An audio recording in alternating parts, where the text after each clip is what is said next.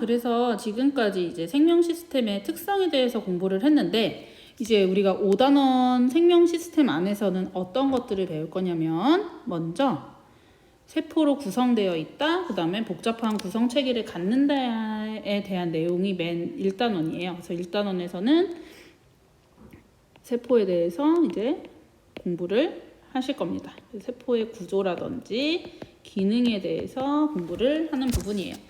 그 다음에 이제 두 번째로 2단원에서는 물질 대사를 중심으로 공부를 하십니다. 그래서 이제 생명체가 반드시 물질 대사가 일어나는데, 이 물질 대사를 도와주는 애를 효소라고 합니다. 그래서 효소는 다른 말로 생체 촉매라고도 해. 그래서 이제 생체 촉매의 정의와 어떤 기능을 하는지, 그리고 물질 대사 종류에 대해서도 공부를 하시고요. 그다음 마지막 세 번째 단원이 그런 생체 촉매라는 게 만들어지는 과정이 이제 있겠죠. 그래서 이 효소가 만들어지는 세포 내의 정보의 흐름에 대한 내용입니다. 이거 선생님 중간고사 전 내용에서도 계속 나올 거라고 얘기를 했었는데, 어떻게 나오는 거냐면, 이제 세포 내 정보가 뭐였죠? 핵산에 담겨 있었죠. 핵산에 DNA에 담겨 있는데, 이 DNA가 실제로 효소의 주성분, 단백질이었죠? 단백질까지 가는 과정. 그런데 이 사이에 누가 도와줬냐면 RNA가 도와준다고 했어요. 그래서 이 도와주는 RNA를 거쳐서 일어나는 세포 내 정보의 흐름에 대한 게 3단원이라고 보시면 되겠습니다. 이렇게 큰 세 단원 중에서 오늘은 1단원에 대해서 공부를 할 거예요. 그래서 오늘 1단원의 핵심 개념은 세 가지입니다. 바로 맨 처음에는 생명 시스템 정의를 좀 해보고요. 그 다음에 세포에 대해서, 그리고 세포 안에 있는 세포 소기관에 대한 공부를 하실 거예요. 이 수업이 끝나면 여러분들은 모든 생명체는 세포로 구성되어 있음을 설명할 수 있다. 그리고 세포의 구조와 기능을 설명할 수 있다. 특별히 동물 세포랑 식물 세포의 차이점까지 짚어낼 수 있으면 되겠습니다. 그러면 시스템이란 무엇일까요? 시스템 뭔지 알아요? 시스템, 체계 이런 식으로 말을 하는데, 선생님 위키 대백과에서 보니까 시스템이란 바로 이런 뜻이에요. 뭐냐? 상호 의존하여 복잡하게 얽힌 하나의 집합체. 이렇게 뭔가 복잡하게 얽혀 있는데 하나가 벗어날 수 없어. 그 안에서 지내는 하나의 큰 틀. 이걸 시스템이라고 합니다. 지금 과학 교과서에 3개의 시스템이 등장을 해요. 어떤 시스템들이 있냐면, 첫 번째로 역학적 시스템, 그 다음 두 번째로 지구 시스템, 그 다음에 지금 저랑 하는 생명 시스템. 그래서 역학적 시스템은 이제 김동현 선생님이랑 물리 시간에 공부를 하고 있고, 지구 시스템은 지구과학 시간에 배우고 있고, 이제 이건 저랑 이제 배우고 있죠. 생명과학 분야에서. 그럼 어떤 게 가장 큰 시스템일까요? 3개 중에. 위계 관계가 어떻게 될까? 일단 지구랑 생명 사이는 어떤 것 같아요? 그렇죠. 지금 우리 생명체는 지구에 빌붙어서 함께 살고 있단 말이에요. 그러니까 지구 시스템이 생명 시스템보다 좀 더 상위, 큰 틀의 시스템이라고 보시면 되고, 그 다음에 지구 시스템과 그럼 역학적 시스템의 체계 관계는 어떻게 될 거냐면, 예상했듯이 역학적 시스템이 더 상위라고 보시면 돼요. 우주에까지 막 통용되는 법칙이죠. 물리적 법칙들이. 그래서 역학적 시스템이 가장 큰 범위의 체계라면 그 안에 있는 지구, 그 아래에 있는 생명, 이런 식으로 시스템 단계가 이렇다고 보시면 되고, 이제 지구와 생명 분야만 좀 더 확대해서 생각해 보면 어떤 단계일 거냐면, 바로 지구 시스템 안에 우리 생물들이 살고 있습니다. 우리 생물권 이라고 하고요. 이거 말고 지구의 뭐 수권, 지권 이런 거 배우실 거예요. 그래서 우리 생물들만 부르는 말이 생물권.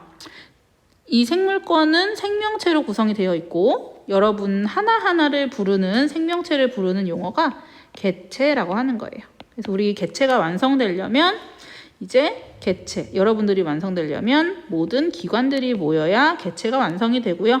기관을 들여다보면 비슷비슷한 일을 하는 세포들의 모임이 있습니다. 그게 조직이에요. 그래서 조직이 모여서 기관이 되고, 그 다음에 가장 작은 건 바로 세포 수준입니다. 그래서 세포는 구조적, 기능적 최소 단위라고 이야기를 해요. 생명체의. 그리고 지금 우리 교과서에서는 거의 이 생명체랑 생명 시스템을 거의 비슷한 수준이라고 지금 얘기하고 있는 거야. 그럼 생명 시스템의 정의하고 넘어갈게요. 이거는 나중에 기회 되면 보고요. 생명 시스템 정의 보죠. 생명 시스템이란 뭐냐면 외부 환경 요소와 서로 상호작용하면서 뭐 하나의 체계를 이루고 있는데 이를 생명 시스템이라고 한다. 결국 뭐야? 생명체라고. 근데 생명체의 중요한 특징은 외부와 상호작용한다는 거예요. 그래서 생명 시스템 정의는 이 정도로 교과서에 밑줄을 쳐보시면 되겠습니다. 네, 그랬을 때 생명 시스템을 이루는 기본 단위가 뭐냐? 바로 세포예요. 세포는 누가 맨 처음 발견했냐면 좀 전에 나왔던 로버트 훅이라는 분이 현미경을 이용해서 관찰을 하다가 상자 모양의 작은 집이 반복적으로 있는 걸 관찰을 한 거예요. 이거 보이시죠, 그림? 그런데 이게 뭐랑 비슷하다고 생각했냐면 수도원에 갇혀 사는 그 수도사들의 방들이랑 비슷하다고 본 거야. 똑같은 구조가 이렇게 반복적으로 있으니까 감옥은 아니고 이제 수도사들이 살던 작은 방처럼 작은 방들로 되어 있더라. 해서 나온 게 이제 셀이라고 명칭을 붙여줬고 이게 바로 세포라고 한 건데 이건 사실 뭘 관찰한 거예요? 여기도 써있지만 와인 코르크막이 알죠? 그 코르크를 봤을 때 이런 거예요. 이건 사실 죽은 세포 벽으로 알려져 있는데 어찌됐든 이걸 통해서 생명체가 같은 구조가 반복적으로 모여가지고 큰 게 됐구나라는 걸 이제 밝혀낸 거죠. 근데 이 세포라는 게 어떻게 그러면 생명 시스템의 기본 단위로서 생명 활동을 유지하느냐? 바로 이 세포가 경계를 가지고선 물질이 일단 왔다리 갔다리 출입을 하고 그다음에 물질을 갖고 들어와서 이 물질로 죽지 않고 에너지를 얻고 있고 그다음 만약에 버릴 게 생기면 또 밖으로 분비도 시키고 그다음에 나한테 필요한 걸 만들어내고 하는 식의 작용이 일어남으로써 생명을 유지하고 있구나 이렇게 알려져 있는 거예요. 멈춰놓고 뭐 잠깐 필기하셔도 되겠습니다. 저는 넘어갈게요. 그래서 이렇게 발견된 세포가 바로 생명체를 이루는 기본 단위고요. 어떤 애들은 그 하나의 세포가 바로 하나의 생명체 단위도 되기도 해요. 그런 게 바로 단세포 생물이고 우리처럼 여러 개의 세포가 모여야지만 완성되는 스타일은 다세포 생물이죠. 다세포 생물은 그래서 아까 뭐라고 나왔냐면 그냥 단순하게 세포가 바로 얘네들은 세포가 바로 개체라면 우리 같은 애들은 세포가 바로 개체가 되는 게 아니라 단계가 있어서 결국 완성된 커다란 애가 되더라. 하고요. 이 단위가 아까 조직이랑 기관이었는데 뒤에 좀 더 자세히 나오게 됩니다. 일단 세포에 대해서 좀 자세히 볼게요. 네, 그래서 세포의 생김새 한번 사진을 보여드리면 이거 어디 세포인지 혹시 아세요? 이거 여러분들의 구강 상피세포예요. 중학교 때 실험해봤는지 모르겠는데 면봉으로 여기 잇몸 긁어가지고 얇게 펴가지고 그 글라스 덮어가지고 보시면 보이는 그런 상피세포입니다. 피부세포라고 보시면 돼요. 또 세포는 어떻게 생겼냐? 혹시 이 세포 이름 아세요? 얘는 바로 여러분들이 어디를 보면 있어? 전신에 다 있긴 있습니다. 특별히 머릿속에 굉장히 많아요.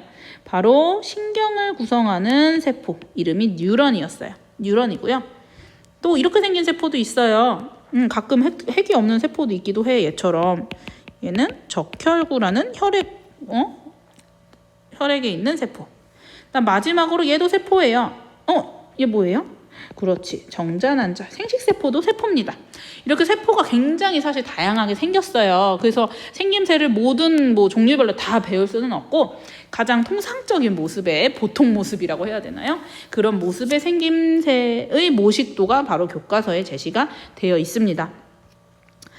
이런 세포들이 살아가기 위해서 반드시 필요한 것들을 한번 선생님이 나열을 해봤어요. 러프하게 보시면 얘네들이 안 죽으려면 세포라는 게 기능을 하고 뭘 하려면 어때야 되냐면 일단 껍데기가 있어야 돼요. 자기의 경계가 되는 여기까지는 세포고 여긴 세포가 아니다 이렇게 말할 수 있는 경계선이 일단 필요하고요. 그리고 뭔가 그 껍데기 안에 자신만의 정보, 뭐 달리 말하면 유전 정보겠죠. 유전 정보, 이건 뭔지 되게 정확히 알고 계시죠? DNA 같은 나만의 정보가 있어가지고 이 정보가 사라지지 않고 계속해서 다시 복제돼서 또 쓰고 복제돼서 또 쓰고 전달도 하고 그런 식의 이제 자기 정보 유지도 해야 되고, 그다음에 세포들이 안 죽으려면 우리도 먹듯이 에너지가 끊임없이 필요합니다. 이걸 에너지 대사 또는 물질 대사라고 해요. 필요한 걸 만들어내거나 분해하거나 하는 활동들. 그리고 만들어낸 뭐 물질을 가지고 목숨이 끊어지지 않게 끊임없이 활동을 해 나가야 돼요. 필요한 활동. 내가 분비하는 세포면 분비 기능을 하고요. 합성을 하는 역할을 해준다면 그 역할을 해야 되고, 그 다음에 물질대사랑도 이어지는 개념인데 그 세포 내에서 화학 반응이 계속 일어나줘야 되고, 만약에 손상이 일어난다면 다시 재생을 시켜서 안 죽어야겠죠. 다쳤다고 끝이 아니라 다시 재생이 돼줘야 되고, 마지막으로 우리 사람이 멸종을 안 해야지만 다음 세대까지 이어질 수가 있겠네. 이렇게 세포들은 끊임없이 뭔가를 해줘야 되고요.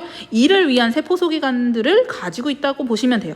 그럼 먼저 껍데기가 돼주는 게 누구냐? 바로 세포막입니다. 경계선이 되겠죠. 그래서 세포에 경계선이 있고요. 그 경계선 안에 나만의 DNA가 핵 안에 담겨 있죠. 핵이 있고, 그 다음에 이 정보를 유지하는 거 역시 이제 핵산을 뭐 복제하거나 전달하고 하면서 유지를 하고요. 그다음에 물질 대사나 에너지 대사를 하기 위해서 세포 안에 이제 효소가 있어야 합니다. 그래서 효소의 주성분인 단백질이 필요할 거고, 그다음에 얘네들이 활동을 하려면 에너지 공급을 해주는 장소도 필요하고요. 이게 바로 에너지로 쓰이는 물질이에요. 그리고 이제 화학 반응을 단백질로 구성된 효소가 역시나 도와주고, 그 다음에 마지막 두 가지는 뭘 통해서 하게 되냐? 재생이나 생식을 위해서 우리 몸에서는 세포 분열이라는 게 끊임없이 일어나게 돼요. 그래서 이런 게 필요하겠구나 생각을 해보시고 이제 나와 있는 세포의 모습을 보시면 이런 구조를 하고 있죠. 방금 말했던 걸 여기다 선생님 정리해 볼게요. 우리가 아까 맨 처음에 경계에 대해서 얘기를 했는데 그 세포와 세포가 아닌 것의 경계가 되는 게 바로 세포막입니다. 세포막은 일단 경계 기능도 하고요. 그 다음에 이 경계에서 뭘 해주냐? 들고 나는 게 마음대로 되는 게 아니에요. 필요한 물질 들여보내고 필요 없는 거 내보내고 하는 식으로 선택적으로 물질의 출입 조절이 이루어집니다. 그 다음 두 번째로 경계와 함께 세포에서 꼭 필요했던 게 뭐라고 했냐면 이 세포만의 정보라는 거. 달리 말하면 뭐예요? 나만의 유전 정보. 유전 정보 우리 핵산에서 DNA에 주로 담겨 있다고 했었죠. 그럼 핵산이 세포에서 어디에 있느냐? 안 보이잖아. 바로 주머니에 한 번 더 보호가 되어 있어요. 그 DNA가 들어있는 요 주머니를 핵이라고 합니다. 결국 우리 세포를 통제해주는 기능도 DNA를 통해 하고 있기 때문에 핵은 DNA를 보관하고 세포 기능을 통제해준다고 보시면 되겠어요. 그리고 또 하나는 여기 있는 동물세포와 식물세포 모두 핵을 가지고 있죠. 이렇게 핵을 가지고 있는 세포를 우리가 진짜 핵이 있다고 해서 진핵세포라고 부르고요.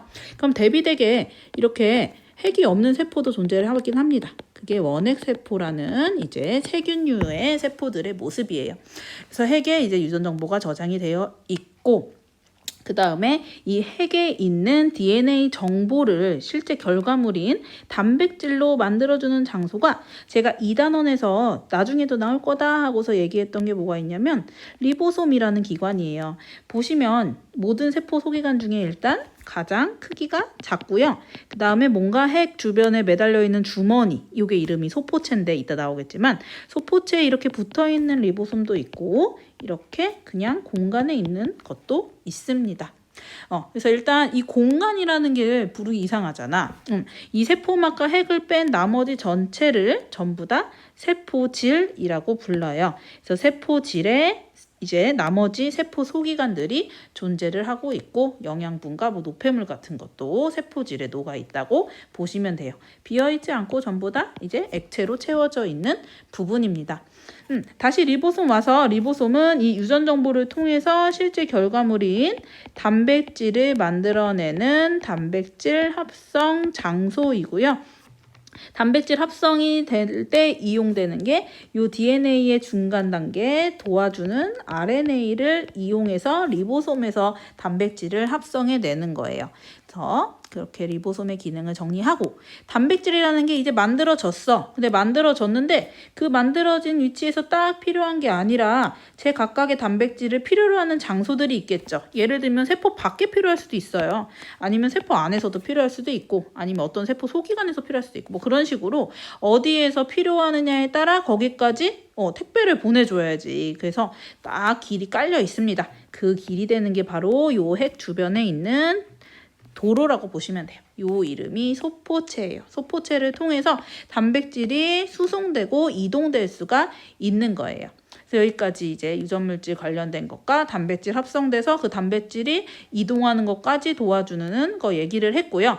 이제 세포 내에서 끊임없이 에너지를 이용한 물질대사라는 게 일어난다고 했는데, 물질대사랑 관련 있는 기관이 이제 두 가지, 미토콘드리아와 엽록체입니다.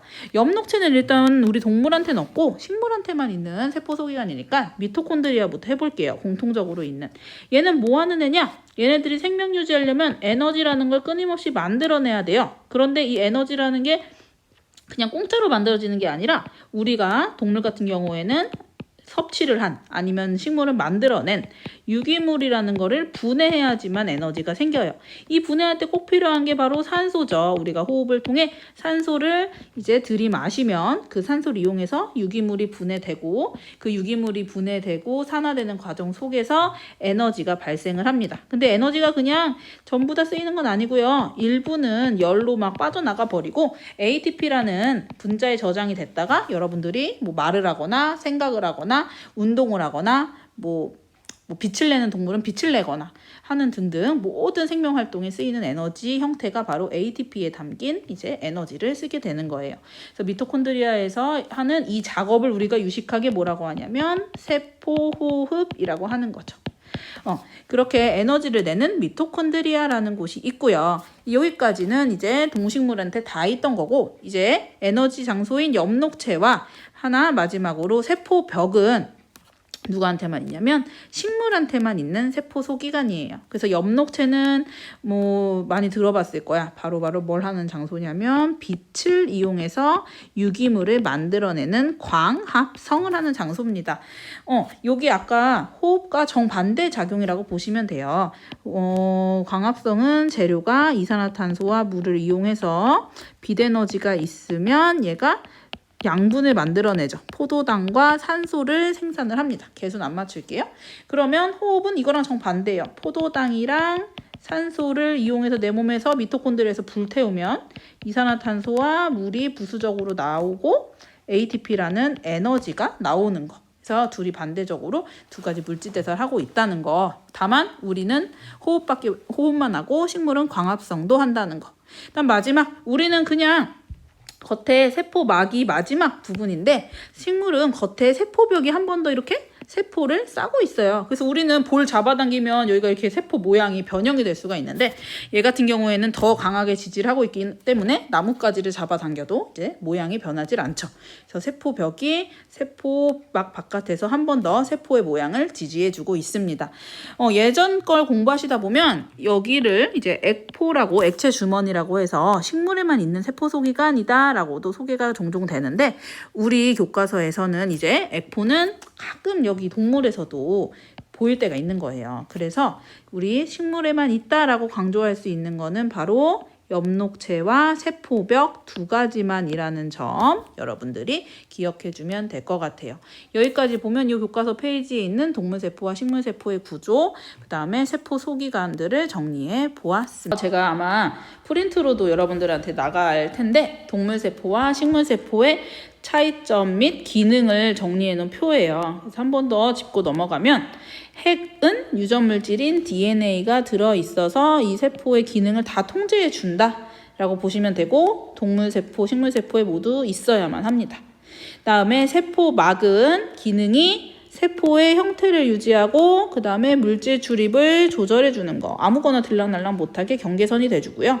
그 다음에 이제 이 핵과 세포막 사이의 전체 이제 액체 부분이 이제 세포질이라고 불러요. 그리고 요 안에 세포 소기관들이 놓여 있고 뭐 분포하고 있다 뭐 이렇게 표현해 놓은 거죠. 그다음에 그럼 세포 소기관에 뭐가 있니? 해서 여기 세포 소기관이 제시가 돼 있고 이제 미토콘드리아는 유기물을 산화시켜서 또는 분해해서 에너지를 생산해 내더라. 그리고 그걸 네 글자로 세포호흡이라고 불러요. 그래서 세포호흡 장소다. 포인트, 동물도 있고 식물도 있어요. 둘 다 에너지가 필요하니까.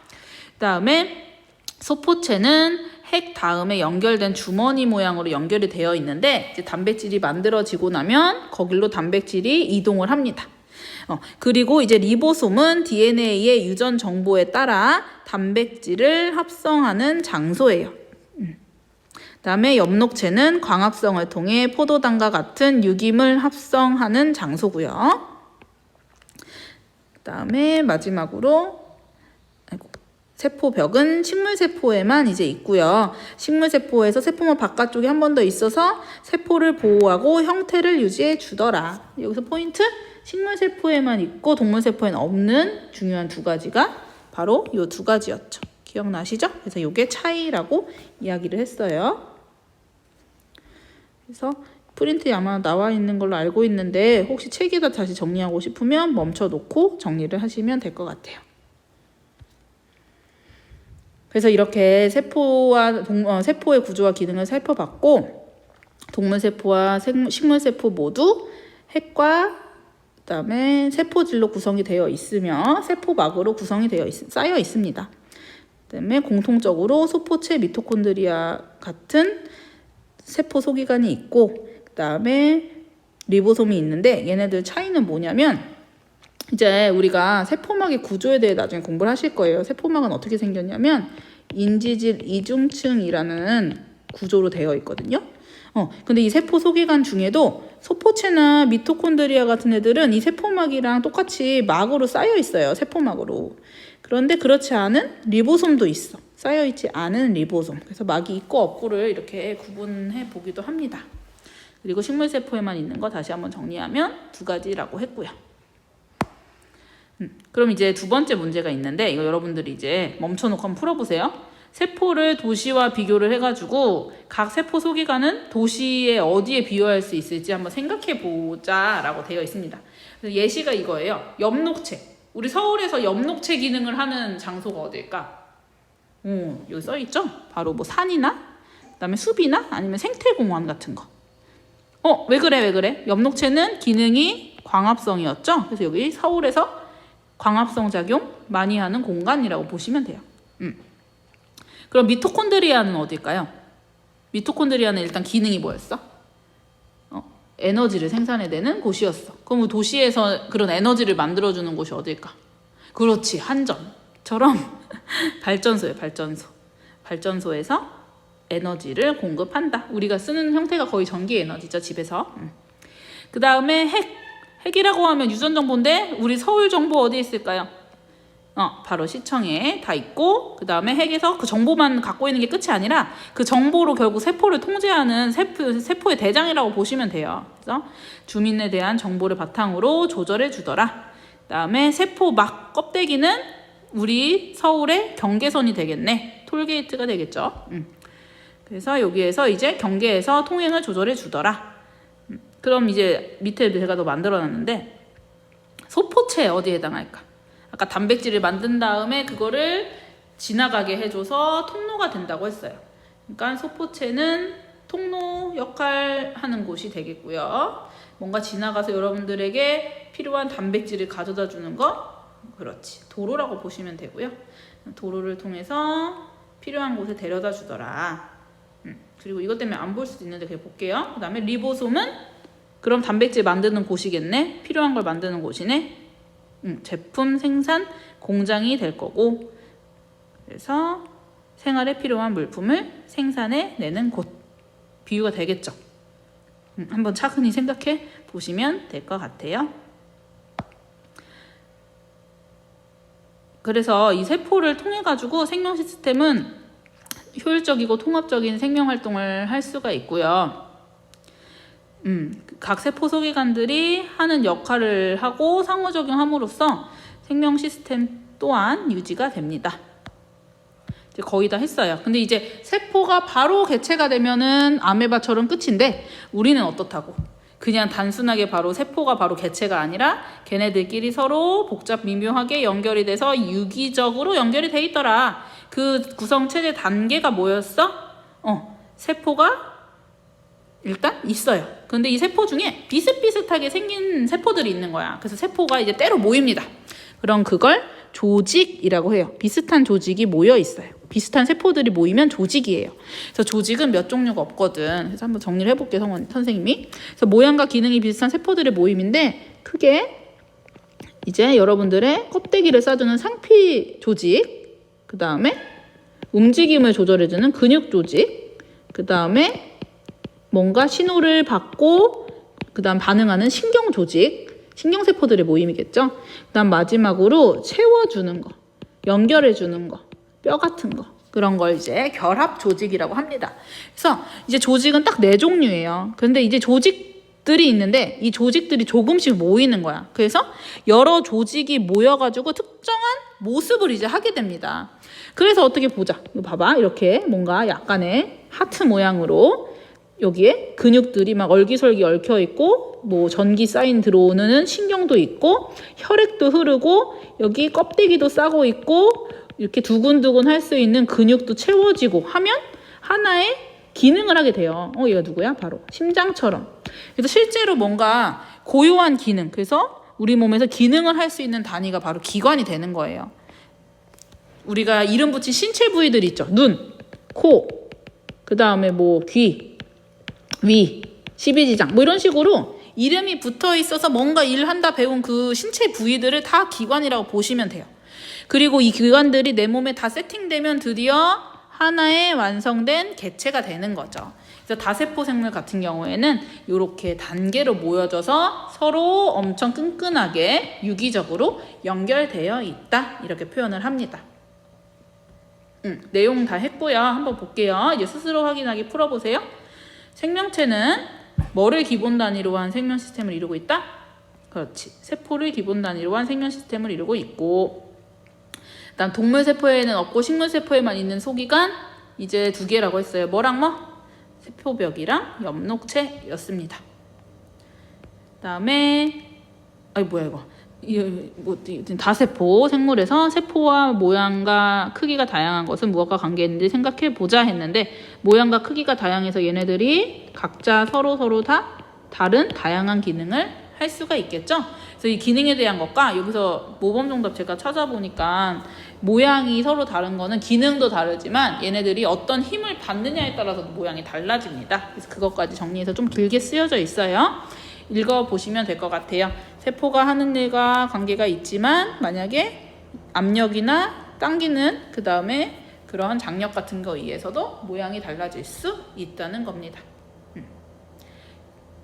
여기까지 해서 일단 작은 1단원에 있는 세포의 구조와 기능에 대한 내용을 다 완료해 봤어요. 그래서 선생님이 지금 학습지를 학급함에다 다 넣어놨잖아요. 그치? 그거 채워보시고 잘 마무리해 주시면 될 것 같아요. 다음 주에 학교에 나와서 이 세포 뒷부분의 내용을 다 끝내고요. 그 다음번에 수행평가를 할 거예요. 그래서 이제 여러분들이 수행평가는 뭐냐면 생명 시스템에 대한 서클맵 그리기라는 활동을 할 건데, 이 서클맵 그리기까지 제가 수업 시간에 설명을 해놓고 그 다음번에 이제 수행평가를 실시하도록 하겠습니다. 그래서 어쨌든 이 수업 내용을 가지고 그리실 예정이니까 이 내용 정확하게 숙지를 잘 해두시면 될 것 같아요. 이 생명 시스템의 구조와 기능에 대한 내용으로 우리 수행평가 진행하도록 하겠습니다. 그럼 다음 주에 교실에서 만나요. 안녕.